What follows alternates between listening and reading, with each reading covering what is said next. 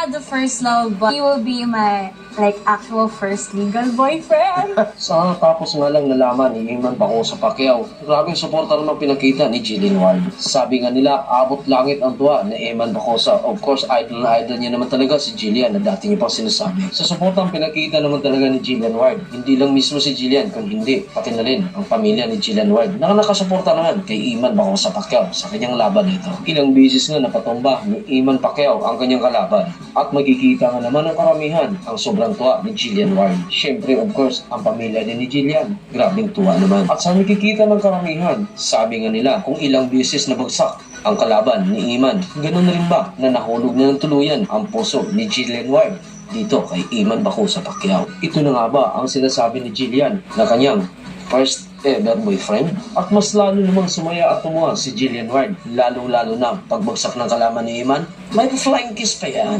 Knockout ang kalaban in round 4. Sabi nga nila, knockout na din ba ang puso ni Jillian?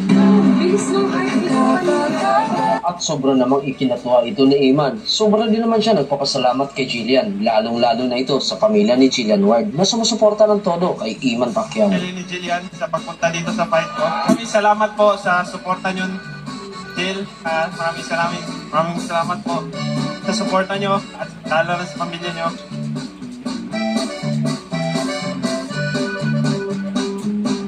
Na-inspire din po ako dahil sa inyong lahat at lalo na kay Jillian po. Tapos ang pasasalamat ni Eman sa pamilya at sa lahat, lalong-lalo na sa pamilya ni Jillian Ward. At magtapos nga nun, syempre of course, sabay-sabay ang kanilang dinner. At sa dinner nga ito, na sabay-sabay sila, nakikita ng karamihan na talaga namang sobrang komportable si Jillian Ward na kasama ang pamilya na Eman Pacquiao at ang of course, pamilya niya.